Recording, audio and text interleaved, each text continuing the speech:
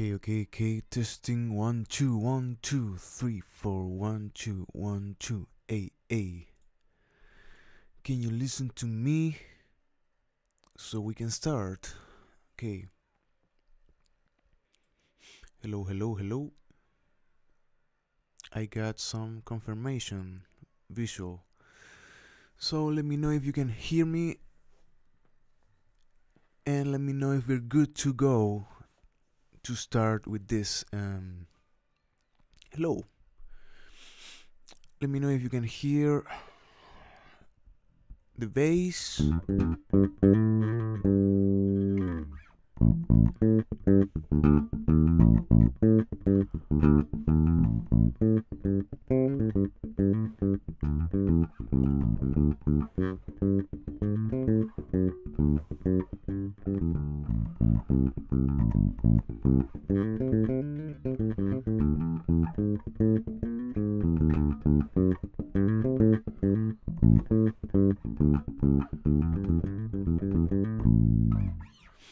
And we're good to go. Okay. This one is in English for you. So welcome to LiveSolutions, new edition, new Friday. We're going to be reviewing some and answering some questions from the people, from you people.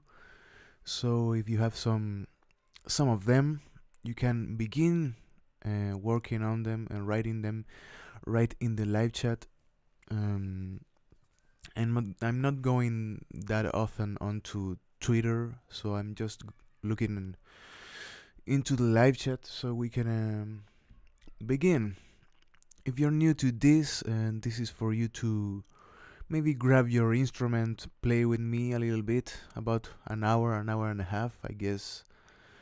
Just messing around, just trying to maybe help you in little ways, giving you some of my experience, I guess, and most importantly, trying to develop and clarify some things that you may not get in the main videos, the covers. Probably some things that need some more explanation, things that go around everything that I explicitly show in the video, and of course that I write in the description of every video and in the comments. Okay. So there are some usual questions that people they are used, to give me, but I'm not going to answer them unless it's unless they come to pop out a little bit. But yeah, I'm not from America. I'm from Chile, Latin America, South America, and I think I'm improving a little bit with my I don't know with my accent, but with my vocabulary, I think I can manage to understand a lot. So that's it. Let's begin. I'll remind you, if you want, of course, you can go and support me on Patreon. That's the main income for me, the main way and the main reason why I'm here. And of course, you can also come into the live chat, and you have super chat for you to get a really more detailed question that I can answer. And there's in the description another type of link for donations. Okay, donations make this channel, so I'm really grateful and proud to tell you that. Okay, let's go with some questions.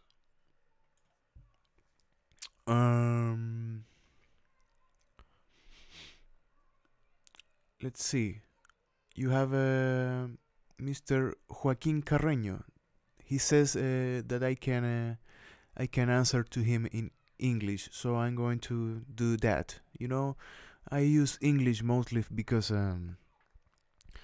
This is kind of a universal language, you know, for the internet, so there's no main reason for that. So quickly going into this,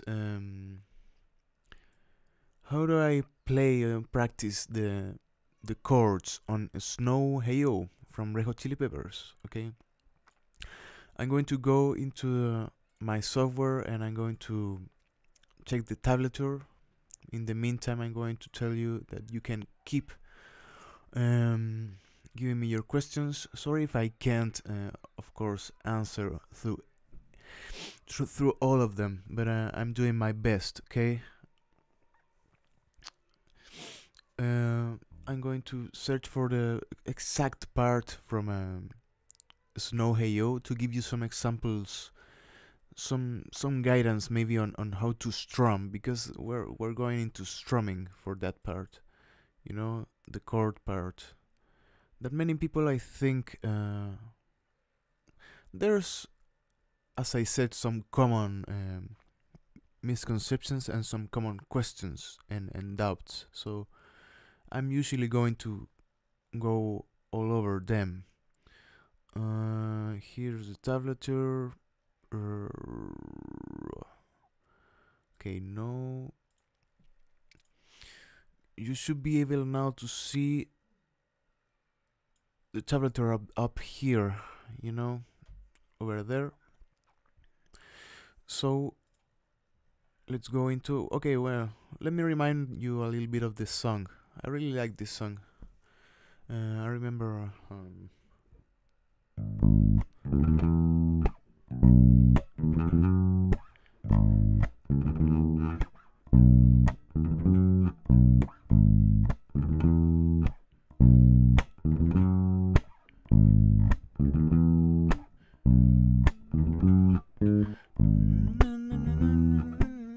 you know that song, really? So the chorus part, you have this. Sorry if I have to use just MIDI, but you know, it's a thing about copyright. Most of you already know about this. I can't use the real song because that's not much benefit to me. Okay, so here's the chords.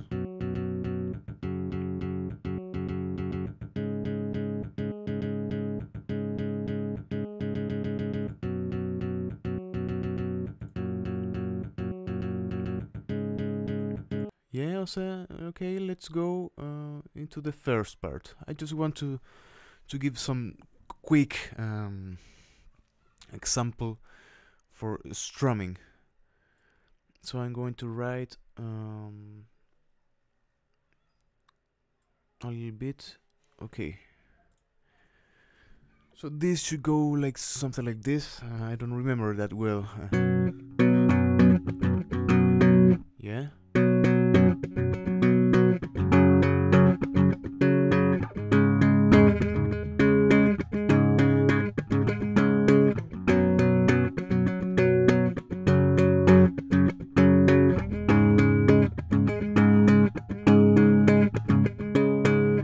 Okay, so this kind of example, okay, this is just the main thing.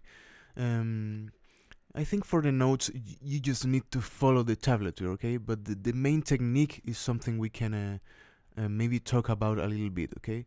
So that's the example. I'm just going to erase the tablature over here and I'm going to go back to my screen. So we can talk a little bit about strumming. In this type of strumming, you know, kind of like the guitarish strumming that maybe we can do.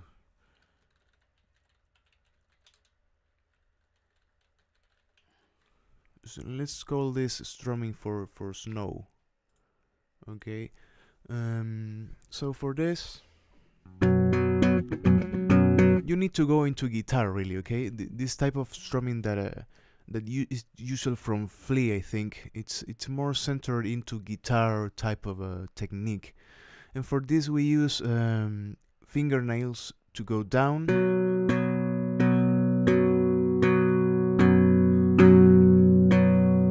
yeah, in that motion, always with a really loose wrist, and going down with your arm, and with all the weight of your arm, you know. And concentrating all your force into one point, that is the tip of the fingers and a little bit of the nail, okay? Try not to damage yourself that much, okay? It's not scraping you like you're grating some cheese, okay? You're trying to apply motion under it with your fingernails. And for up, we're using our thumb, okay? Fingernails again from the thumb.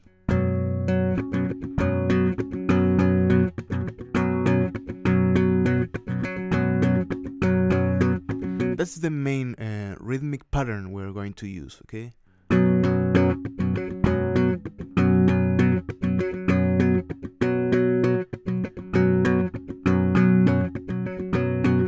So for that, you may see a lot of guitarists and you say, why is he just doing this?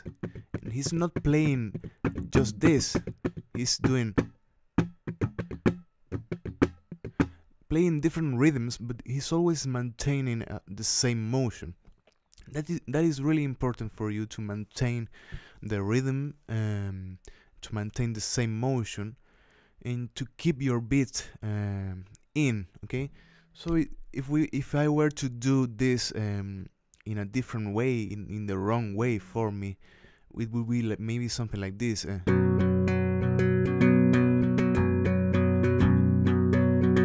you see a lot of guitarists, you know, beginner guitarists trying to do that and not getting the motion you need to get, okay? Same for bass, same for this stringed instrument, okay? So we're going for...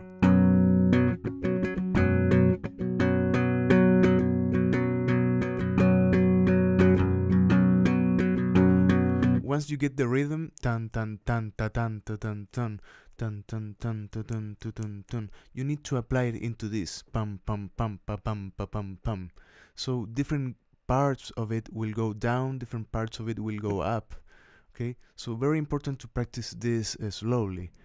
Pam pam pam pa pam pa pam pam pam pam pam pa pum tum tum. Down down down down up down up. Sorry, down down down down up down down down down down down up down down, okay?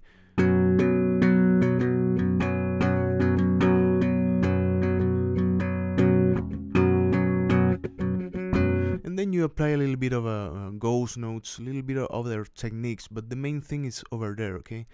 So 3 important things: using your fingernails for this, trying to lose a lot of your wrist, maintaining a loose motion, but really concentrated on the tip of your fingers. And for it to sound well, you always need to get a good grip of the chord over here. We're talking about bass, so obviously strings are thicker and they're going to move more and create more noise. And noise it's really an enemy for bassists all the time, okay? We're always trying to avoid getting a dirty sound, okay? So cleanness is always really appreciated in bass.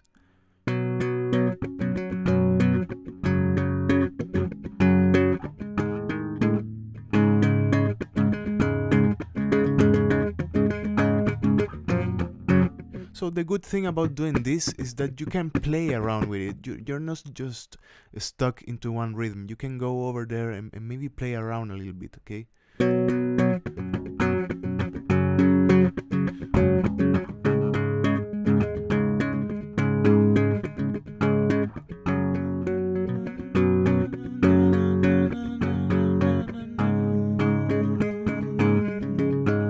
Okay, that's it. It's in a little quick roundabout of strumming, okay?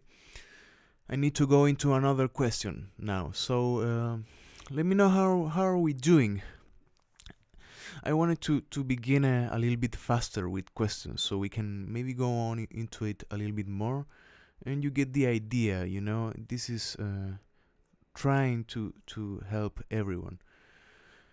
If you already know all of this, you can always kind of like expand it a little bit more. Why not? Okay. Okay. Your names over here. Mr. Nathan. As always, Mr. Alex Mejia. He asks, how could you record the sound of bass and video at the same time in good quality? The thing that I do, okay, for my experience, again, I record. I'm going to do this fast. I go into my line into a DI box. That DI box goes into the audio interface. I'm not using any pedals, any amps. I'm just going in through software. I'm using Amplitude 3. I'm using sometimes Guitar Rig 5. I'm sometimes all the times I'm using Cubase 5, and all the times I'm using Waves plugins to get my main sound. Okay, it's all digital mostly. And for that I record, and my video, it's the camera, it's not getting any sound unless it's the reference for me to sync up in the editing process. Okay, it's really difficult to get a camera that can record well and also video and audio. Okay, so it's usually things that you need to do separately. Okay.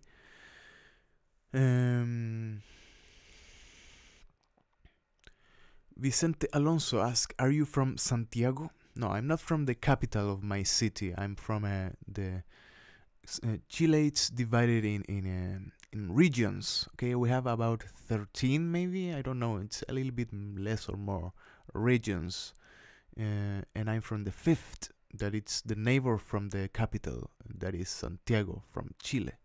Okay, that's it. I wanted you to be Brazilian, says Mr. X Games Brazil.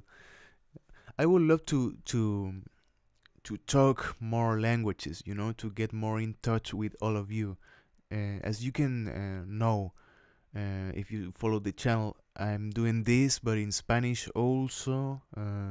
I would love to do it in other languages if I could. Okay, I'm just good at Spanish because it's my main language, of course, and I'm trying to be good in English. Okay. Mr. David CM, another usual commenter on the live chat, says, could you talk about keeping both wrists straight? I can't seem to accommodate the bass either sitting down or standing up. Okay, again, from my experience, and this is very important,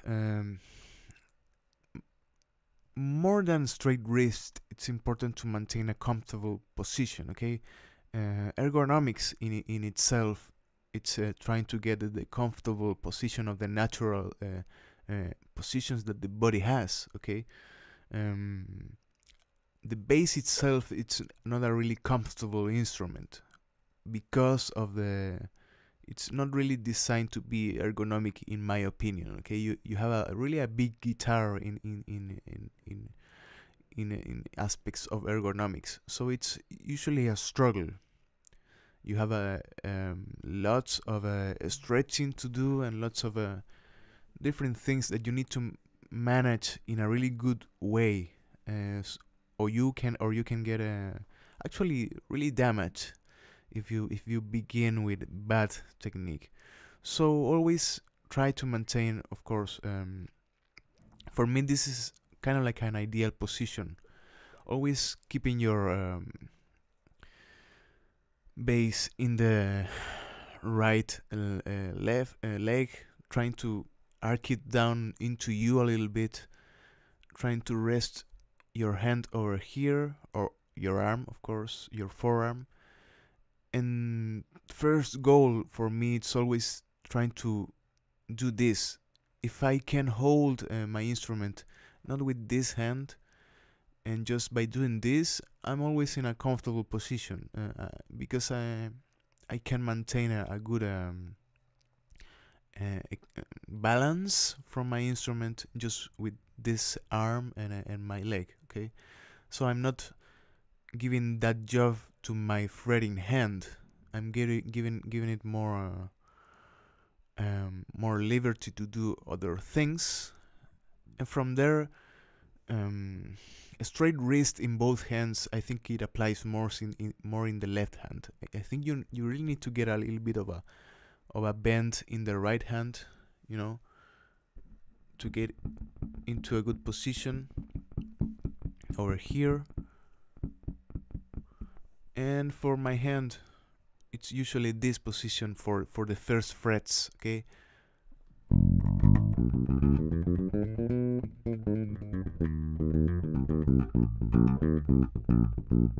And when I'm going down, you can see I tend to go into more of my... I think I get my arm closer to my body.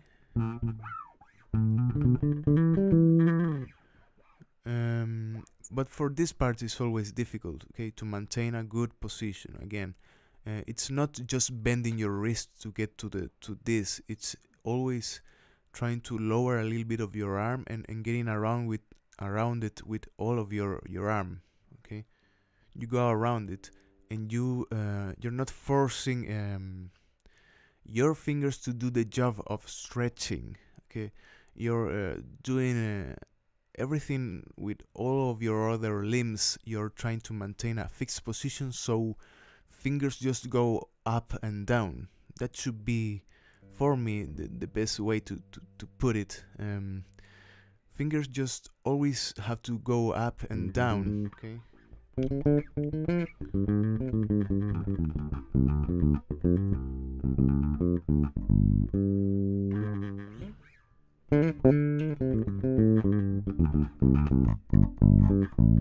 For whatever example, I don't know, but it's never the pressure on doing something like this, trying to stretch and going around with my fingers, trying to reach the frets with the fingers. No, I'm going with my arm, with my full arm, and maintaining that flow of movement. And of course, never raising your fingers to match, and many other things that I always repeat. Okay. For me, there's three or more rules for each hand. For left hands, you have the not lifting of your fingers to match. Not trying not to do this, but this. You know, trying to maintain. I gotta say, this is kind of like a way for me to looking at it. Maybe I'm wrong, but if it looks smooth, it's always smoothly always executed for me. Okay, it should look like you're doing no effort at all, even if you are doing it. Okay, if it looks effortless for me, it's usually a good position. Okay. I forgot to I will always forget to write what I'm talking about, so I do the timestamps. But yeah, this was the talk about position. There it is. Okay, for the future me that sees this, this was the part in which I talked about position. Okay.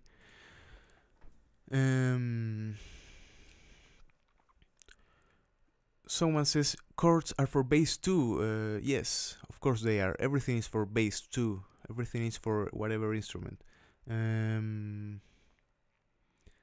But yeah, the muddiness, the lots of noise that you can get from a bass, it's I think expanded compared to guitar or other instruments. Okay, you have to take care of it.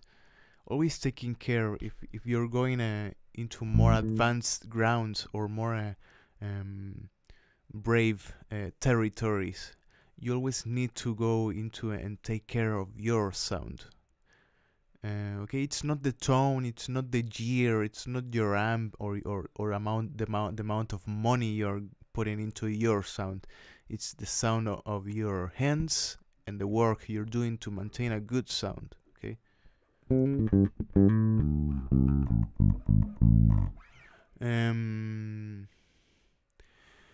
What the twos means, dude, says someone over there. It's just the infinite symbol. Okay. I'm not going to talk about it that much because I tend to go over the top with my explanations. Sorry.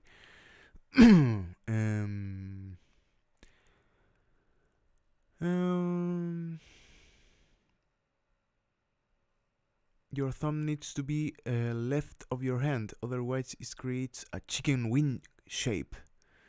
I've seen many. Yeah, this doesn't the bent wrist. I don't think you should always keep a really straightened out, unflexible limbs or articulations of your hand sticking out.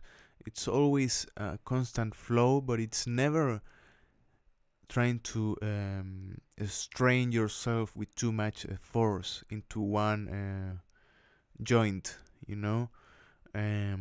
Never. I think I never do this, but in these parts, I always, instead of doing this, I try to just go around with it a little bit more, okay? Just stick my wrist, but from this position. Of course, this is exaggerated, but this, it's better for those first, the first frets, okay? So good exercises for this. For me, it's always trying to do the one finger per fret thing that I do, but it's always just in a matter of exercises, okay? I'm never applying this when I'm playing real songs. I'm usually just I'm always moving with all my fingers when I want to secure a note. That's really important. If I want to make a secure sound, I'm always not using just one finger. I'm probably using from my little finger into all of my fingers to maintain that note really great.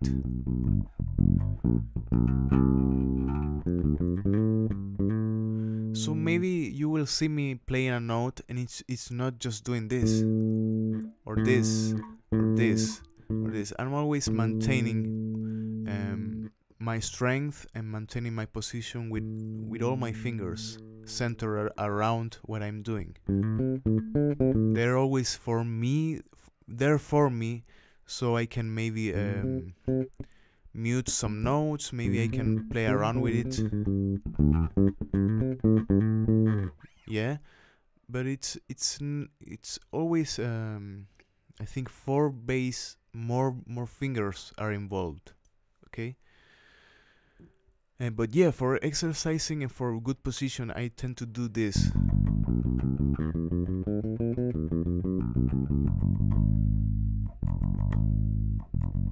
Look at what I'm doing, okay?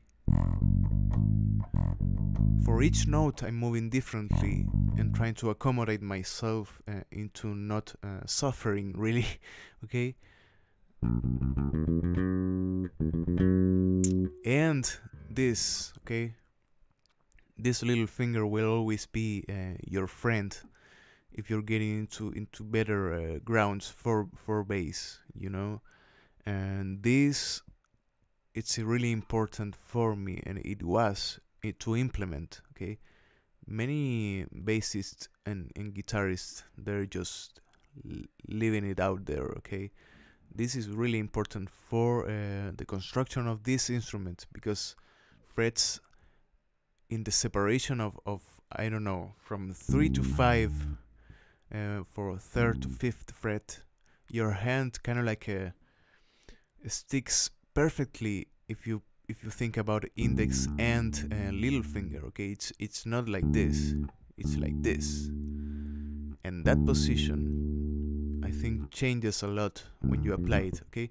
I'm never doing something like this. I'm always doing something like this. And you can look you can look at that and see, okay, I think the second option looks a little bit more comfortable, okay?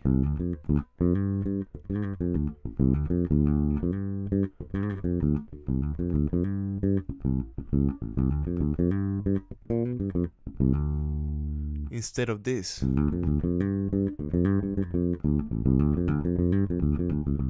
I'm obliged, I think I'm forced into lifting too much of my fingers, and it's not a natural position compared to this. Yeah, okay. That's a little bit of a thing that I needed to say, I think. Sorry if I try to speak slowly so I can think about what I'm saying, because it's always difficult. Okay, try to think about streaming something and thinking in other language and trying to translate into yourself, and then watching comments. It's a little bit difficult, but I really like it. Do you practice fingering the modes? Alexander Blitzko. I've seen many videos lately about modes, so maybe we can talk a little bit about that, in my opinion, probably. And it's an opinion that I really share with the people that are coming down in the YouTube learning aspect, you know.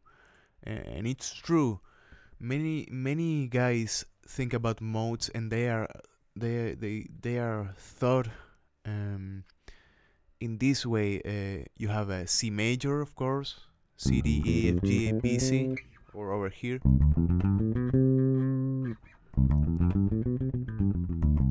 The main scale, you know, from Western American and Western music, really, it's the major scale after many centuries, and from there derived, of course, what we call the minor scale, or the minor natural scale, or the Aeolian mode, kind of like the same deal.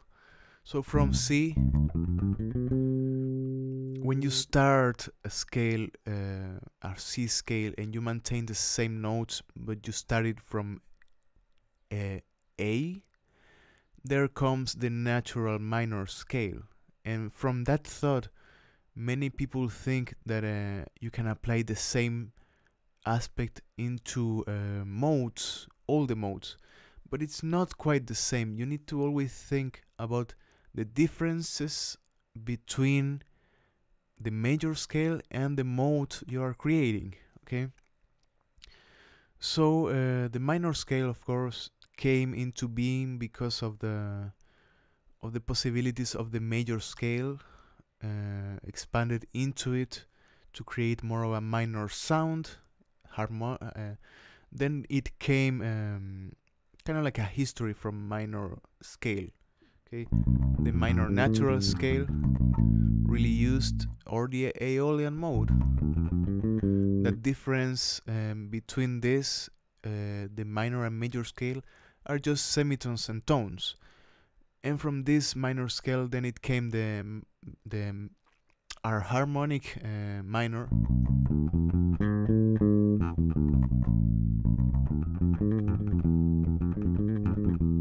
And it's the usual sound that you can maybe assume it's from an exotic land or whatever, but it's mostly applied also into Baroque music and beyond. Then it came the melodic, of course, the explanation of the harmonic minor scale comes from the major scale and trying to maintain the same type of harmony that the major scale has, in which the fifth grade has the leading tone that goes into C again, and it's this note, a semitone into C, B into C. that tension, it's so accustomed into us that we needed to kind of like get it into the minor scale also to finish it more, to make a cadence or cadence a more important and more definitive cadence. So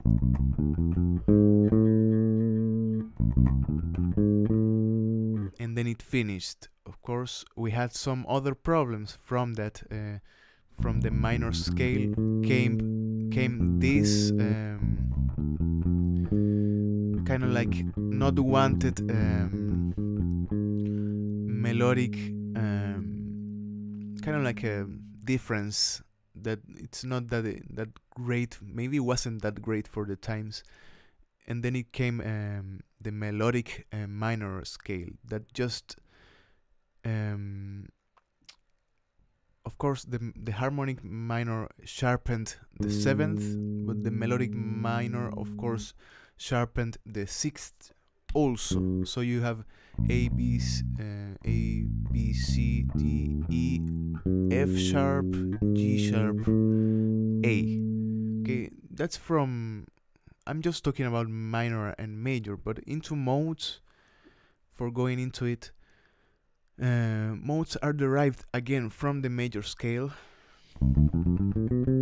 C, D, E, F, G, B, C, but we're just taking the tonality center, the tonic, from each note of the major scale, starting with the major scale, that is the Ionian mode.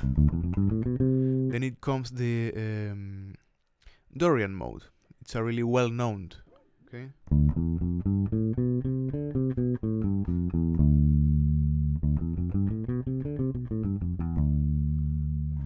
And so this is the thing. It's easy to think of modes like, okay, you have your major scale,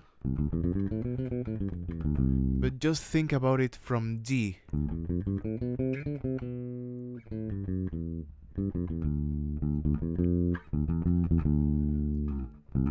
It's not like that. In harmonic experiences and for understanding it better, it's always better to create a similarity of the minor and major scale and what notes are different from the minor scale and from the major scale. Okay, I'm not going to expand that much more into this because I'm going to refer you to some videos that I just watched that I think they explain it really great, especially the 8-bit theory video. That it's some channel that you maybe need to subscribe to, and I'm actually supporting it on Patreon, and it just recently launched a video about modes, and there it's all really well explained and all really well took care of to understand, okay, the difference between a Dorian mode and a minor scale. It's just one note, and the difference goes into the 6th in this case. Okay, and that difference go into all the different scales. Okay, the Phrygian mode has a difference between the minor scale again from the 2nd, the Lydian is the sharp 4th. From the Mixolydian you have the flat 7th. Aeolian is just minor natural, and the Phrygian, I'm sorry, the I don't remember actually the name of the last one. In English, of course. Locrian, of course. And that is not a really well used one, but because it has many alterations compared to all of those major and minor. But you will see after all of this that the difference, it's just always major and minor, the two worlds in which you are founded into, and you will always need to, when you're playing, you will always need to, if you want to sound Dorian, you need to go into the 6th. Okay, to get that Dorian sound compared to the minor sound. Again, if I'm playing a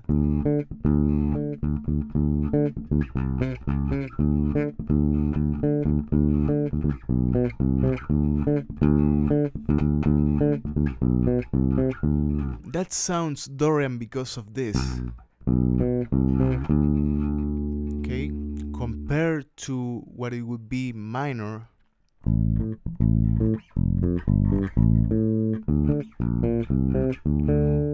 That is the last two notes of the minor scale. It would be just tone, tone, tone. But for Dorian in this case is just semitone, tone. Okay, so the sixth goes sharpened. So if you want to sound in a mode, you need to take care of that. Okay, really important.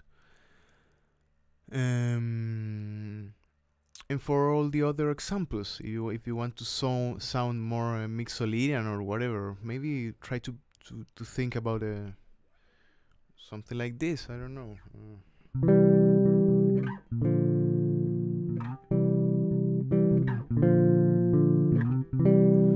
Instantly, if you want to sound more Mixolydian, you need to go into the flat 7th major chord, and many other examples, okay, that you need to start to get familiar with in harmony wise. Okay, harmony is always on top of all of this to understand for your instrument. Again, really important. And you will notice some cliches like this, you know, this bass, really funky, and funk itself, it's founded in a lot of the Dorian sound, mixed with all other modes. If you want to sound, I don't know, more Phrygian,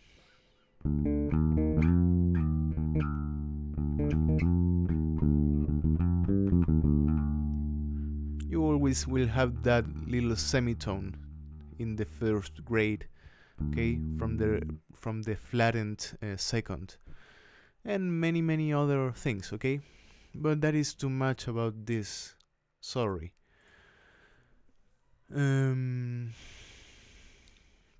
Okay, so if you're having more questions, you can let me know. I like it when you talk in a really good manner about what we are all discussing here in the live chat. Okay, I really like how I think people that follow this channel have come to develop themselves as a better person, probably, and of course, the most importantly, better musicians. And musicianship comes not just in your knowledge, okay, it comes in the foundations of what you know, the arguments on which you follow your music, okay. You always need to justify your opinions, okay. Okay, sorry, I'm going to talk a little bit in Spanish. Alguien pregunta cuando haces otra transmisión en vivo en español. Lo más probable es que dentro de 1 o 2 semanas haré otro, okay? Okay, then that's just someone asking about the Spanish streams. But what else can I tell you? That's it about the mode thing. I gotta say, when I started with guitar, I always struggle with getting the real sound from the modes because of this, because of I didn't know this, that I'm just trying to talk to you, and you will get more clearly if you watch the video of modes that I just told you, from 8-bit theory. Again, 8-bit theory, really good channel. It takes just tunes from video games and explains it harmonically, but in a really good way, again. So I tended to go into modes, and I didn't understand it that well. I just went, okay, from I know the C major scale, so maybe I know all the modes. In virtue, probably I know them all, you know. Maybe I can do something like this. Or if I want to sound Phrygian, I just go. But applied into harmony, I didn't know anything, because I'm just thinking about, okay, from E to E, from F to F. No, it's not like that. Okay, you need to take care of the tones that will give you the sound. That it's really important. Okay, especially with harmony. Again, you can't be a bassist if you don't know about harmony a little bit, and understanding what are the tensions that you need to apply in whatever chord you're confronted into. Okay, important. Mr. Couch Potato says, sorry, really appreciate all the time you take out of your days to educate us fellow musicians. Means a lot to someone trying to learn. Thanks so much. I really appreciate nice comments like that, and I'm doing my best. I am really considered. I don't consider myself an expert on whatever I'm telling to you. Okay, it's just based on experience and what I've come to understand because of my job. Okay, you made this my job, and I'm trying to repay it in a little way, trying to educate back, okay, into misconceptions and things that I think if someone had told me before, maybe things could have been going faster and better, you know.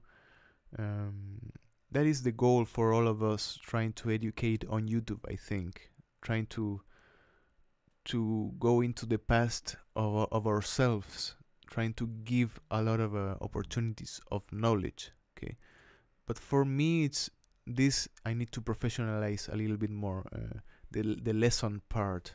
I'm not considered the best in this, but I like to explain myself in all of this. Okay.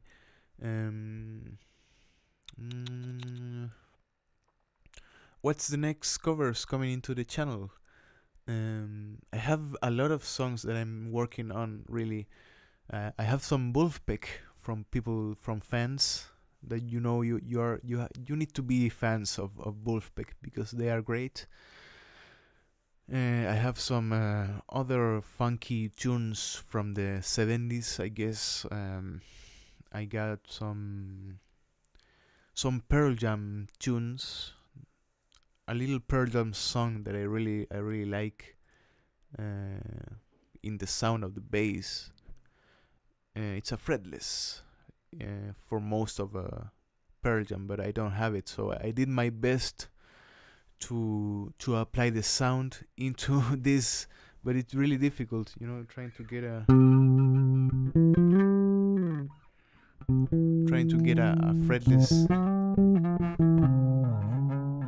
sound into a fretted instrument. That's maybe something I wanted to talk a little bit if someone it's interested into it, because it was really difficult to try to emulate it, because it would be impossible to compare it. You know, I would have to just get rid of the frets. Okay. How do harmonic and melodic scales work in relation to typical scales? Okay. So scales will always determine will be determined in comparison of the chord that you're going to apply, okay, and the sound, the texture that you want to apply into the chord. It's very usual to apply some scales into some chords or some tensions. For example, if you want to sound more tension, to create more tension if you're playing in E minor, A minor, I don't know, then you go into the fifth,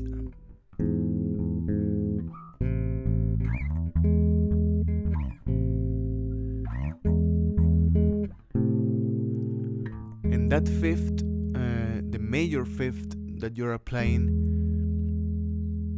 it has in itself the note that corresponds into the melodic, the harmonic minor scale. Okay, let me explain this just a little bit. Again, for melodic, for natural minor scale, you have A, B, C, D, E, F, G, A, and for the harmonic, you apply the G sharp, and that G sharp, from that scale comes a major fifth chord. Okay, so the five chord, it's not now a usual E minor as it would be in A minor natural. Now it's major. Okay, and to create that tension, as I said, historically and whatever. And if you go there and you apply natural minor scale, that will not sound that great, because you need to go with the harmony that it's applied. So it would be a really nice option maybe to use harmonic minor in the five chord of in the major five chord of any minor key. Okay, that's just one example of the context. Okay, there's many things I don't know really, I gotta be honest, about melodic minor and how it's applied into jazz. Jazz uses a lot of chord substitution in that case, and using different tensions into other chords with notes that are not into the harmony of the chord. And many other things that we need to go into it together, I think, trying to respond these things. I gotta say, I'm not that well versed into jazz. I come from a rock world, really, and I'm trying to give all of this from a rock perspective, I think. And I like that because it's a little bit more of a popular sense. Everything that I'm doing, it's more like oriented to the eternal beginner. Okay, we are all eternal beginners for me. It's not just aimed to the beginner. We're all really beginners in this.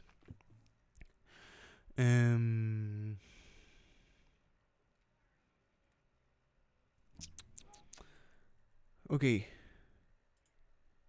Yeah, of course you can make it with the seventh, and that is another example. I tend to always exemplify myself with triads, but when you add I don't know, the seventh or ninth, things get a little bit more dizzy, but they are really great and really interesting. Okay, but you need to always not be scared about harmony and theory. It all came, if you read a little bit of history, it all came from the same world, and it came from the use of melody and the use of tensions. Okay, I think I have a donation, so I'm going to read what I just received. Okay, okay, thanks so much, Borja Navarro. Hey there, I've learned a lot of songs with your videos. For example, with Ace of Spades, the last one that I learned from you. That's why I'm donating. Thanks. If you're reading those donation messages, would you please show us some basics of slapping? Many thanks. Okay, thank you so much, Mr. Borja Navarro, for the donation. I would love to go more into detail for basic slapping. Okay, I'm just going to go for the usual run. If you're usual, you will know this. Okay, but it's never bad to go into it one more time.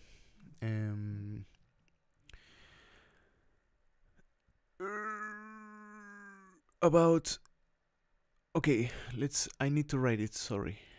basic slapping again.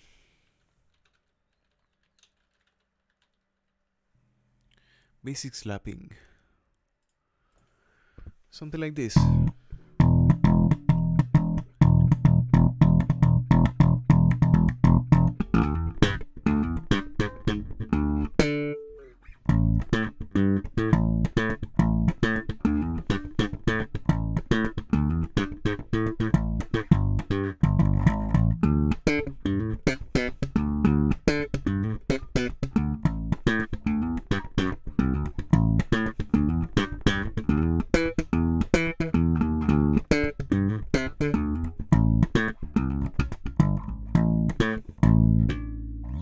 I don't know. Okay, so for this there's many options. Okay, I was just watching about some videos with Larry Graham, and he's the godfather of those techniques called slapping and whatever.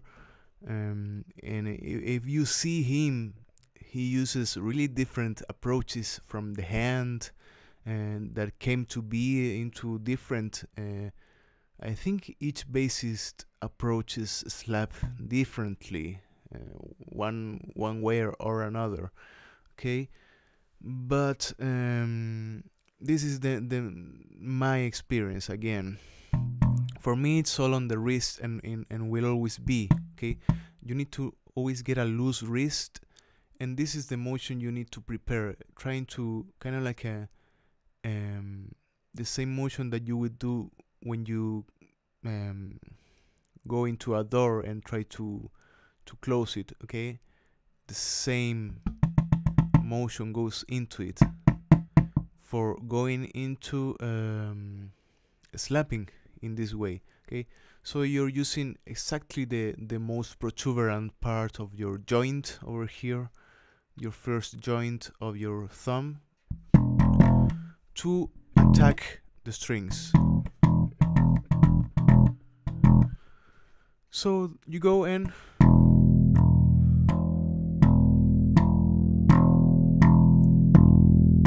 you take care of your sound. Again, taking care of your sound would be always getting this sound. You need to get the striking and percussive sound of the string hitting against your bass and maintaining that sound. Okay, for that you need to apply the force and quickly release or retrieve your hand, so it doesn't bother the action of the vibrations of the sound. Okay, so it's all in a nice and focused hit, and it's a karate chop. Okay, it's just a kung fu punch. You attack and retrieve. Okay, there's two options. You can do this and release, or you can do this and rest your thumb into the other free part of the string. Okay, into the next string. And I've seen many bassists do that, and then there's no problem. I usually tend to mix both of them. I tend to go, I don't know,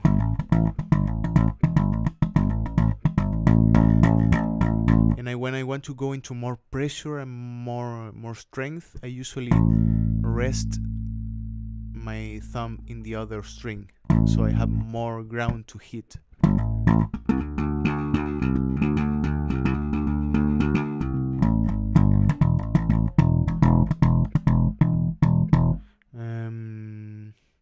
But yeah, precision will be a thing that you will need to really get into, okay? Because it's a really precise part of your finger that will go into a really precise part of the bass, because it should be always at the end of the wood that is made from the frets, right there. Okay, it can be a little bit here or a little bit more up, I don't know, but this is the the original and the most effective position, I think.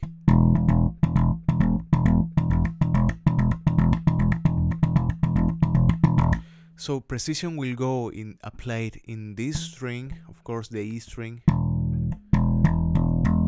and you can begin practicing it, maybe with constant, you know, tempo, using your metronome and trying to get this,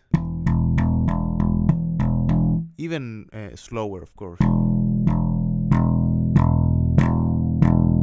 but always taking care that each strike should be in the same place with the sound, okay? It should be always in the same percussive full sound.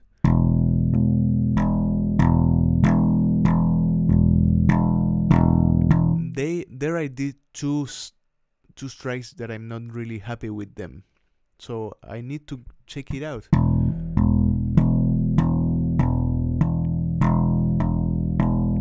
Okay, physical things from the instrument that will depend, it's always important to get along with it.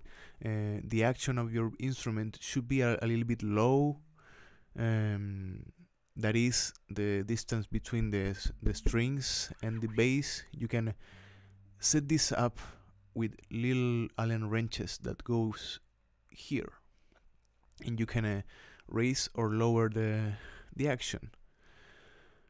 I recommend a lower action if you're going to start with this, so it gets a little bit easier. And I think that is for of course, if you're using new strings, that will sound a lot better. Okay, these strings are really dead now, so it's not a really great slapping sound for me.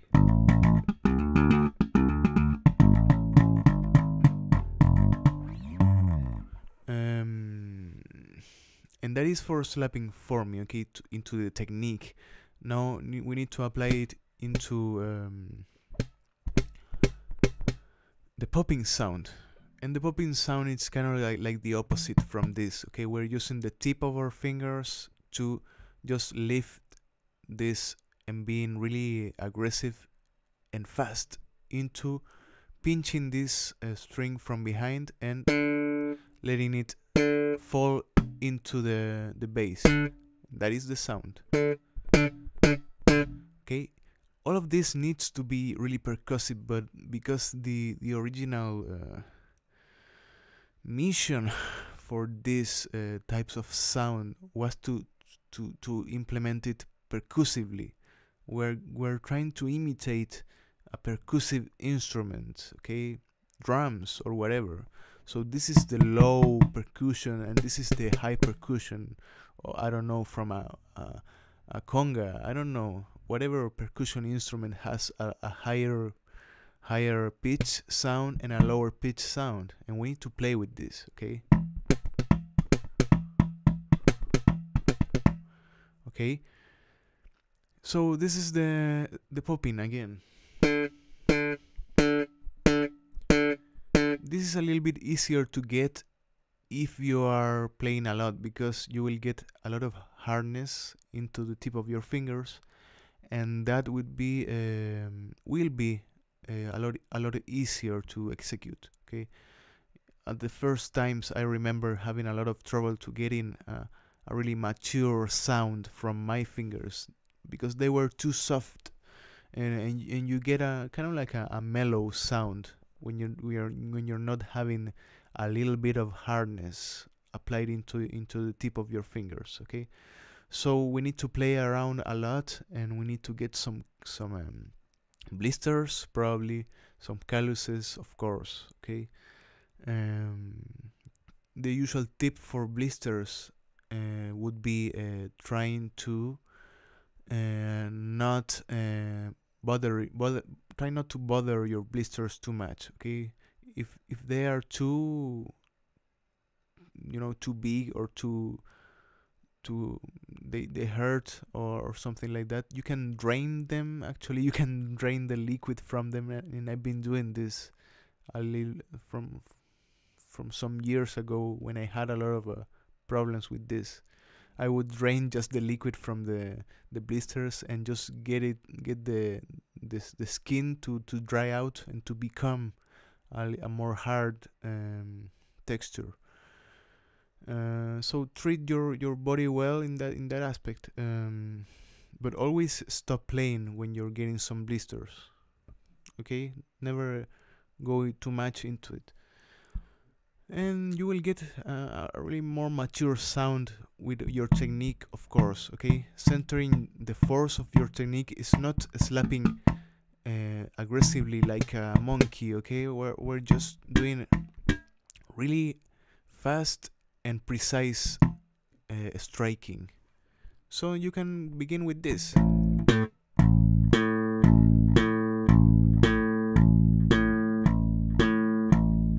In whatever note you want, really. Maybe A over here in the 5th fret, and you can get the octave from it over here in the 7th fret from the D string. Okay, basic slap, it's always centered around octaves.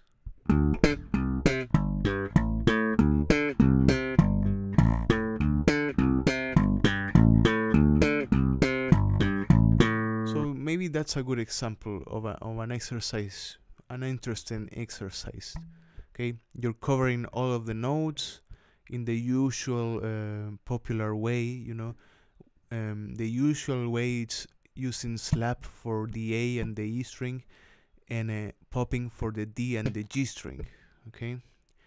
By the way, for popping you can use index or middle. I don't know. You can choose about that. So you have a.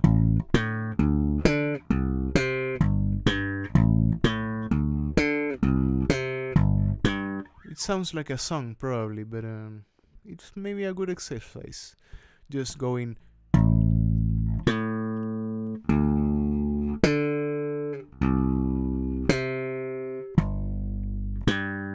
Okay, so when you're going to confront that exercise for the first time, you will notice it won't sound that great. It will sound probably awful. Okay, and it's not a big deal.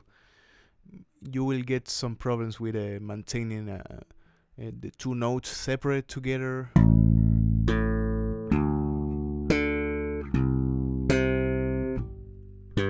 You will get bad aiming into getting the full sound of the note.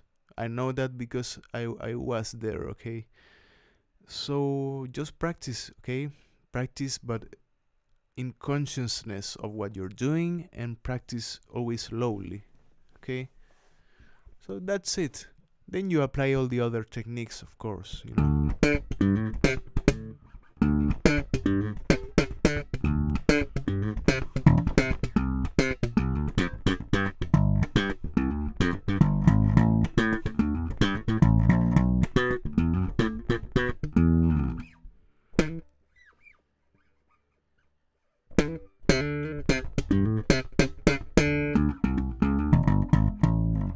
I don't know. Okay. I think that should help you a little bit, Mr. I don't remember your name, Mr. Borja Navarro. Okay, thanks so much for donating. So that's it. I think with that question. I don't know if we have some more people live over here. Let me check. Are we alive now, or are we the usuals? Thanks so much for, to the usual guys sticking around, especially for being not intrusive when you see too much people asking, and trying not to get around those questions. Okay, I like that because we can all learn from new questions, and you get the deal. Okay.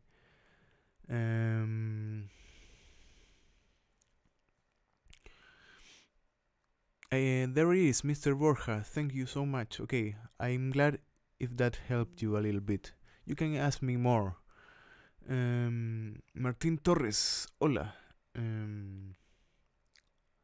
Little help with fast picking, like the Vicarious solo. Oh yeah, I remember that.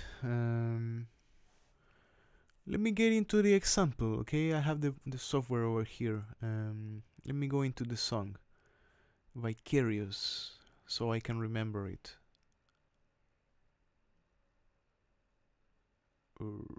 Tool.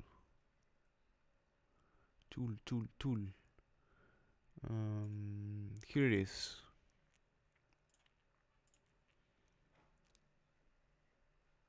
I think this one had a really nice opening riff. I mean, all of Tool just has a really nice bass.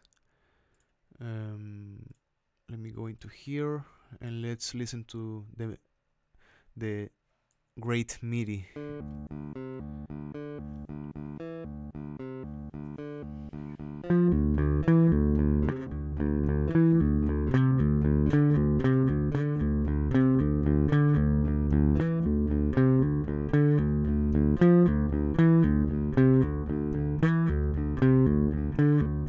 I think you all remember that little thing, but let's go into the thing. I don't know if I'm going to need to down tune for this. Here's the pre-chorus, interlude, verse, pre-chorus, chorus. Where's the solo? Okay, there we have the thing. I think this involved a lot of effects, of course.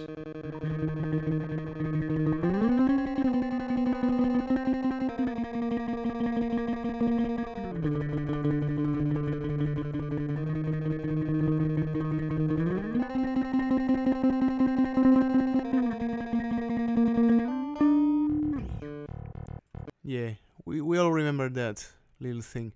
So fast picking, it's always difficult to manage. So we're going to go into that a little bit, okay?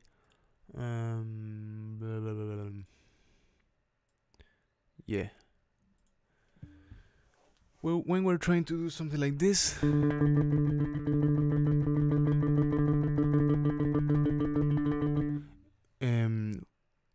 we need to apply a little bit of a different technique than the usual of picking, I think, you know.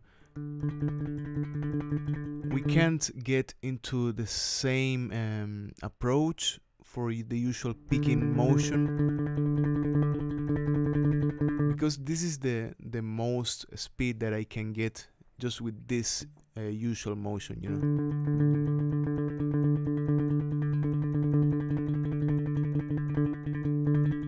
But after that, I'm just applying a different technique, and that is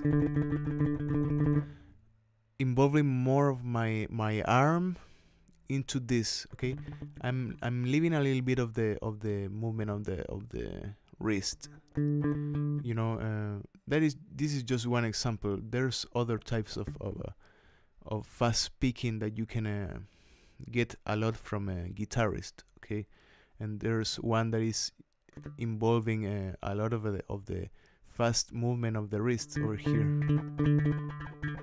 Something like this. I'm not very well.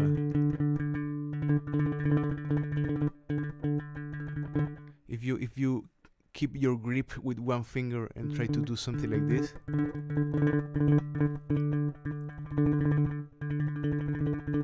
you can get even faster. But for this example, I think you just need to go into this, okay? It's a little bit of the wrist, but it's mostly trying to apply more of your arm into a fast motion, okay? I think for this example, you don't need to be that exact with your timing, okay? Because you have a lot of elements that go into the sound, distortion, and many other things. But the ideal would be trying to apply this into the figure that it comes from the notation, and that is triplets. Okay, we're doing for this case we're doing 16 notes triplets, so that is a really fast motion. It's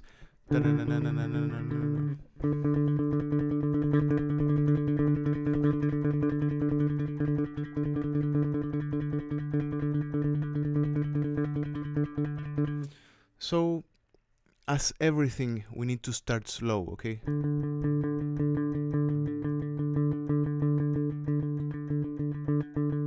And we need to go over and over and trying to go faster and faster, okay? But always trying to relax, okay? Even if it is fast and faster. The problem with starting fast, whatever exercise or problem that you can have, the original, I think, problem with starting fast and being too eager to go into the original speed, for me, is that you create a lot of tension from the beginning. Tension that you don't have when you're playing slow. Okay, so when you're playing slow, you're just doing, and you're relaxed, and you're moving your wrist a little bit, trying to get some company from the fingers. Okay, relaxed position, a good grip of your pick always. And for this example, trying to use more of the tip of the pick, so it gets a little bit faster and easier to move it around. Okay, we're not involving a lot of the sound of the pick. We're using just the tip of it. Okay.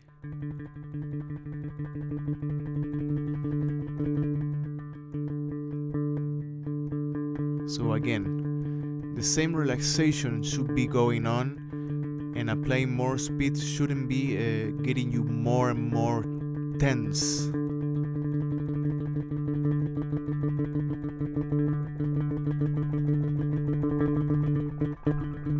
And that's it, too much for me, okay?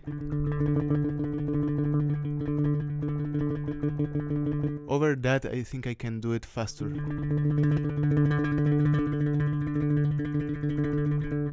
That's it, okay? With this type of technique, it would be impossible, or probably impossible, to do the same with fingers, you know? Unless you know some weird techniques, you know. Even with a finger you can do it in this manner, you know.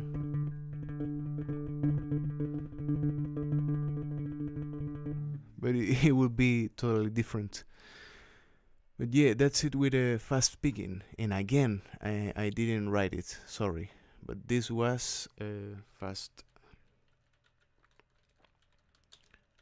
picking. So, me from the future, this was fast picking. Okay. I don't know if we have some other questions. For now, you can let me know. Okay.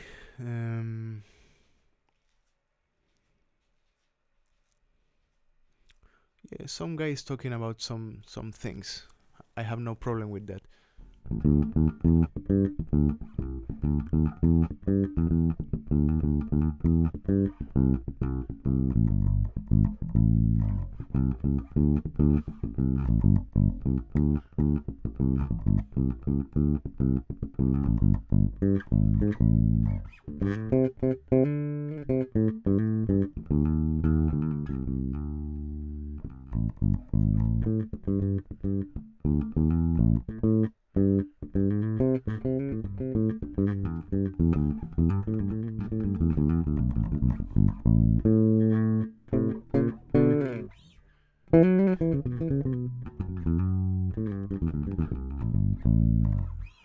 I was thinking about doing another stream in the week, in which maybe I will just play, you know, maybe I will just mess around and practice, do a practice routine for you, in which maybe I would just play the things that I have to prepare. I don't know if you would like that, just watching me play some things, because I think there's people that might get more from me just by watching me play and repeat than maybe just talk. I don't know. It could be another example of learning. You can let me know. Okay. Mr. Finn Wittner says, what about triplets with slap bass? I see many people doing this with very different techniques. Yes. There's a lot of techniques you can use to create groupings of 3 into slapping. Because if you have 2 elements, slapping and pop, the usual would be trying to place them in a binary form, you know, and doing 2 of them, or maybe in a gallop form, I know. But when you're trying to add another element, it would be easier, but only with slapping and popping. You can do also triplets, of course, especially when you're doing something like this. You can repeat the slap and do a slap, slap, pop. For this case, you can do something like this.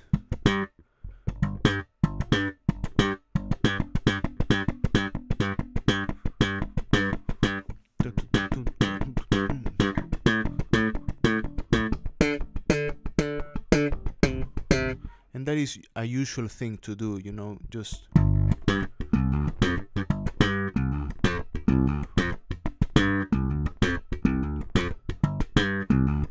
not always in a triplet form, but you're doing groupings of 3 to create different rhythmics. But always it can be used into triplets, of course, you know.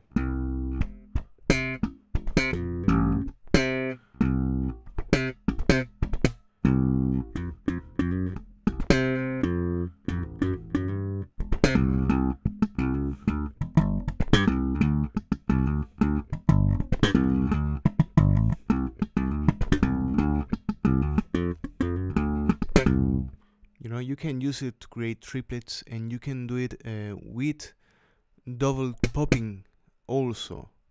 But double popping with the same finger would be difficult, so I'm adding the index and the middle.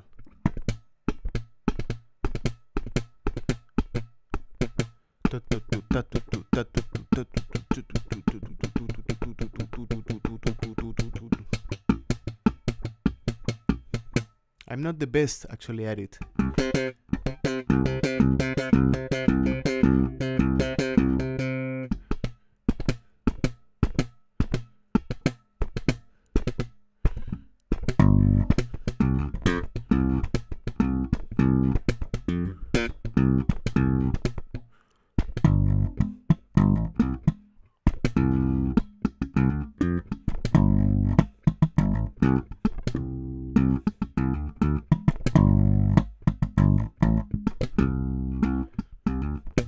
I'm not the best because I tend to do this. I tend to add the left hand slapping that I find really interesting, because it's a new element with different a different tone.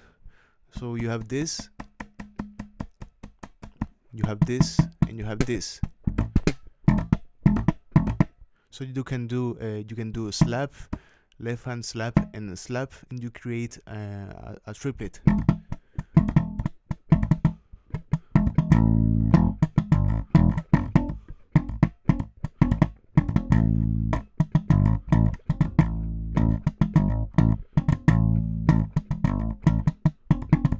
You can do many things.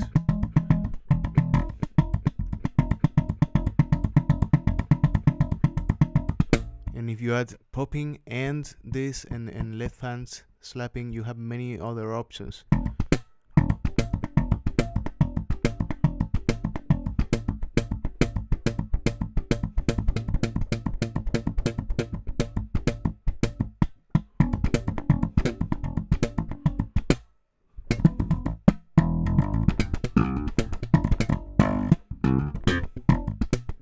whatever thing you can apply really into it. Okay, you go with your creativity really.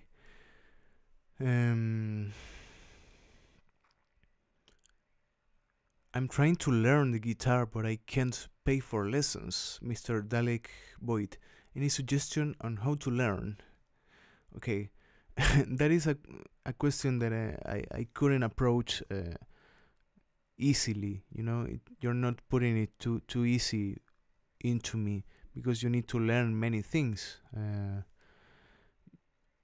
I would encourage people to give me questions that I can answer in detail, but questions also need to be with some kind of detail. Okay, it would be difficult for a teacher just to answer the question, how do I learn whatever. Okay, it needs just to be a little bit more specific. But I would say, for beginners, the thing that really is important is position. Okay, if you're talking about guitar, electric guitar or guitar, for the next stream, maybe I can pick up the guitar and maybe we can go around with it more, you know.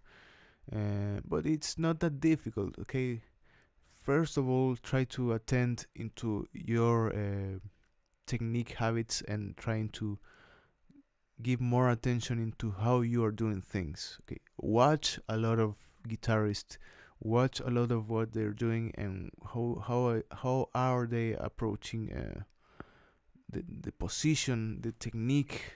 Okay, and watch a lot of YouTube, of course. Watch me and watch many others. But wait for next Friday. If you're here next Friday, maybe we can talk more about guitar. Okay. I think we're kind of like giving an end to this, because this is a rhythm that I can't maintain for long, really. I tend to get a little bit tired, but the rhythm of questions always drops down, so maybe that's a good way for me to move on. So if you have no more questions, you can just let me know. Carter Stone asks, any tips for just freestyling? I think you're referring into improvising, you know, just playing around. And there's a couple of things that will help you in that matter. Okay, the first and maybe the most kind of, in a way, cheating position, it would be to learn a lot of licks, you know, getting to know a lot of licks and how to apply them into one chord or into one groove. I don't know. But after all, licks and whatever tips or hacks that many people like to call them hacks or whatever, after all, they are all just things borrowed from other bassists and things borrowed usually from other songs.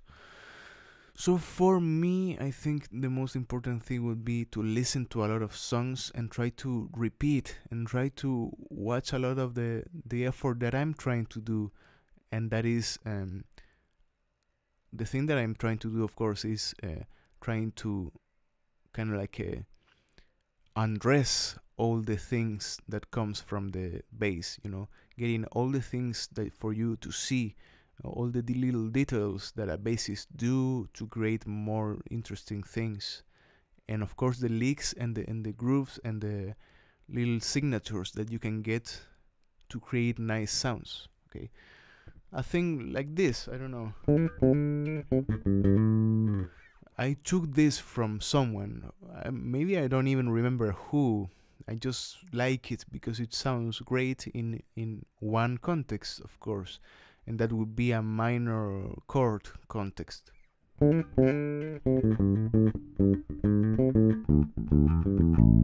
And of course, talking about some groovy thing, and it depends on the genre, of course. Okay, it's usual for bass players, when they are asked to improvise, that they play something funky, really, and it might not be the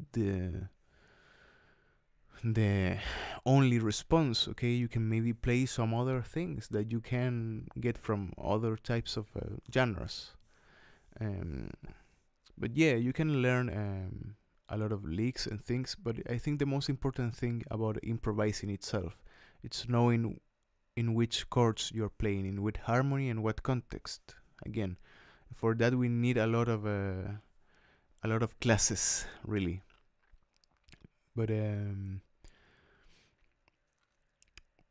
I would say go and watch some of my videos and take care of what goes on up in the harmony and what goes down, and the line that you want, that you liked and you want to get into, maybe.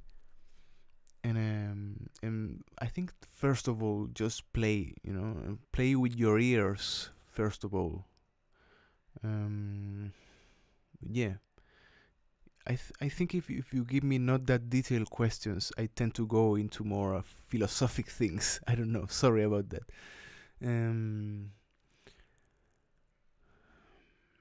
Someone is talking about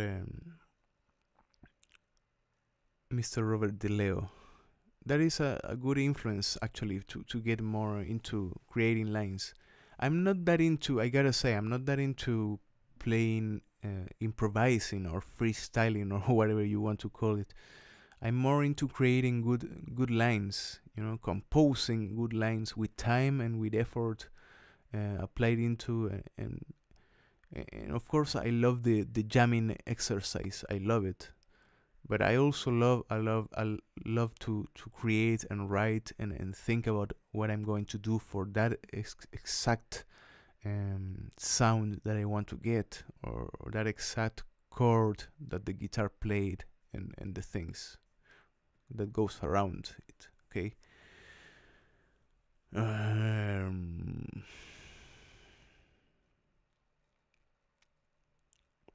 Okay. Plato is asking me, how do you slap? And you can go and rewatch this video, and I have a full lesson actually on how do you slap. So you will get some fun with this. Mr. J just passed to say hello. Keep up with your good work. You're awesome, Chilean bass master. Okay, thanks.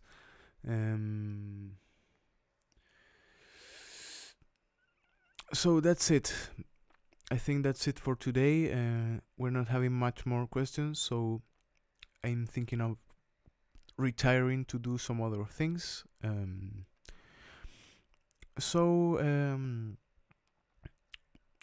I think I will remind you of some things. I'm working every day, really, to get more and more songs each week, and each Friday I will try to do this. I think I'm moving this into later times of the day, so I can get more people, I think, because I was doing it too early for me. I don't know. I don't really know, because times really change, in the whole world. But yeah. Again, I have to say thanks to people supporting on Patreon, because it's the main way of me to survive, actually. So I hope I can make you glad with the hard work that I'm trying to put into. Okay, I'm trying to play and give more and more songs to you and to the patrons. So I appreciate, especially I appreciate the patience and the support. Okay, so thanks for that.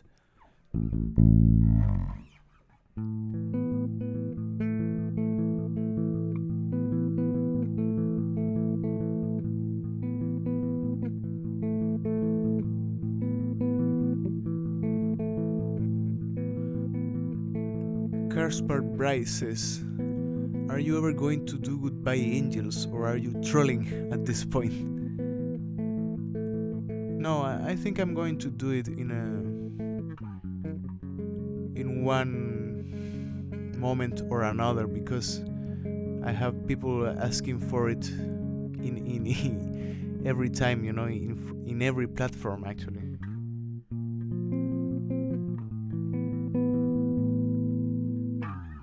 So maybe I'm going to do it, of course. It's not an easy target to transcribe, you know. I usually go into the more, a little bit easier things to transcribe, because transcription, for you that maybe some of you know, but transcribing something as it is and with real precision and getting attention into every detail, it's always really, really difficult. Okay, always, whatever song it is, even if it is just this. Okay, because I pay attention really to everything that I can. Can you show me C major 7 sharp 11th ideas, please? How could I play that in a bass? When maybe I would go. Of course, I need. Maybe I don't even need the C, but you have your C over here, and you want to add your 11th. There's your sharp 11th, but you need to add the C major 7. So you have a C. There you have the tonic, the third, major third, of course.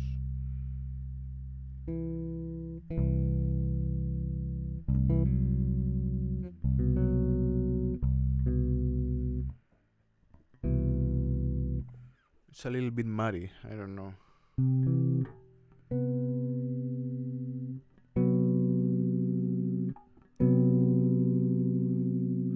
Maybe something like, no, I don't know.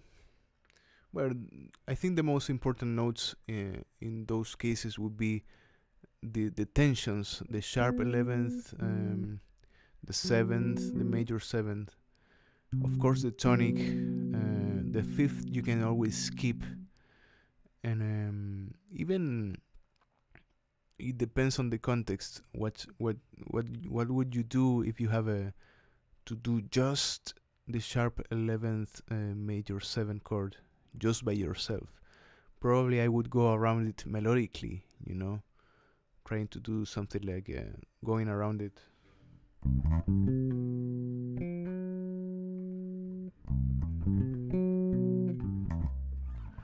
I don't know. I don't know if I'm skipping something. I would have to play the 9th also, or maybe not. No, maybe it's not necessary. But yeah, that's a good homework for me. I'm going to think about it.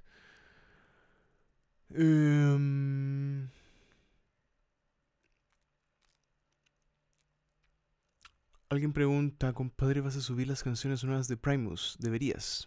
Ni siquiera las he escuchado, las tengo que escuchar.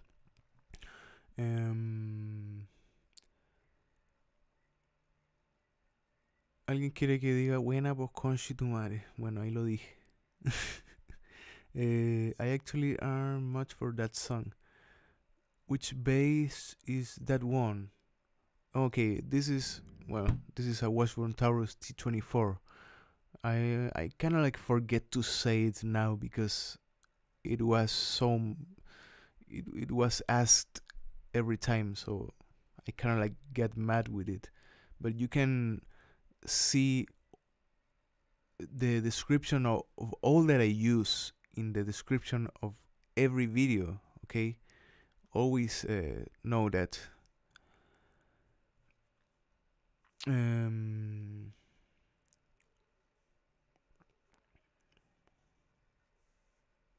Will I ever do anesthesia? Anesthesia? Yes, I will. I have it, I think, in an 80% done. I just need to follow some things, especially with the part in which you have the drums and the bass and a lot of things that I want to really put attention. And I gotta say, after a while, it just moved into my priorities because I began to have a a little bit more support on Patreon, and I had to take care of that. I think most of you will understand my position about doing all popular songs. First of all, I think we all learn more with less popular songs in many aspects. First, we learn on different opinions of music, different options of just rock or just one time or one period of time. We learn more about borrowing things from songs that are not that popular, and that can expand more your language. Okay, so I like the thing that that came to be actually, that most of my patrons ask for songs that are not that popular and are more like their thing that they want to learn, and I appreciate that because it's really personal, and I try to think about any of those songs like they are the most popular songs. Okay, you shouldn't be taking, I think, more hierarchy into more popular songs. Okay, there are songs that are really gold and they are just buried in the ground. Okay, and of course I'm going to go into make the most popular ones one day or another. Okay, but I'm not aiming for the clickbait, as you can assume. I'm not aiming for the high popularity. You know, I'm just aiming to maintain myself alive while doing this that I like, and I like playing not that popular songs actually. After a while, it might get a little bit nostalgic, and I would love to play some other tunes. I'm actually preparing some tunes that are more or less in the mainstream, I would say.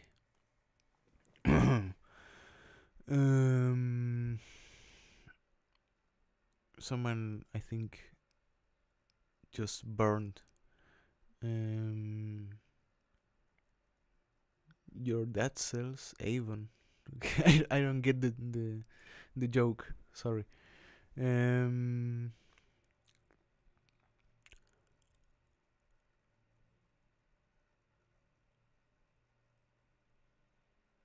Just get silly when it gets about insults instead of talking about music. Mr. JJWP88, always with great comments, I gotta say. Anyone say what you like, just my opinion on it, that's all. Yeah, you gotta remember, guys, and I don't know, I don't even know the context of your lives, really. But we're all here just because we like to play and we like music, really. Okay, and we may not have everything in common, but I think whatever musician and whatever bassist I think, or bass interest person that I've known, has some qualities, and that is knowing that music is not about ego and not about being a child in many ways. Okay, and not about hierarchy, not trying to create a favoritism or elitism or things that are really hurtful for music in the essence, for art. You know, that is what we should be caring about, not about with one's the best or with one's the worst. You know.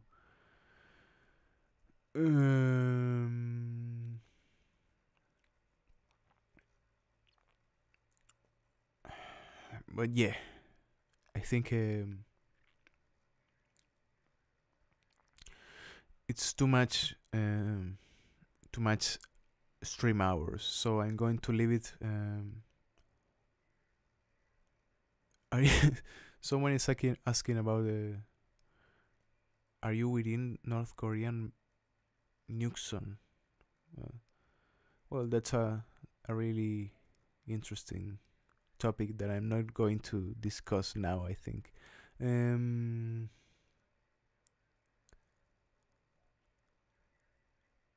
Okay. So I'll remind you some things before I go. Attend to classes, or kind of like classes, next Friday if you have some doubts about the songs that I will be uploading. Try to maintain, okay, this chat, this comment section of this channel. Try to maintain everything smart, okay? Trying to maintain everything flowing with good humor. I don't care about if you do some stupid humor or whatever, but you have to know your place in whatever context, okay? There's times and times, of course. I'm not a serious guy, as you may think, but the thing is that when I'm speaking in English, I kind of like sound really formal, like a really formal guy, because I don't know any other type of expressions or other things. You know, I can't sound natural probably, but I'm not really a serious guy. I kind of like to mess around and do some stupid shit. So I understand you guys.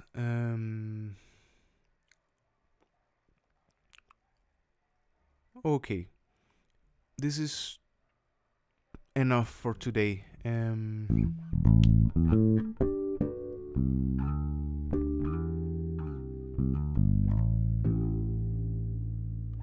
So thanks so much for being here again.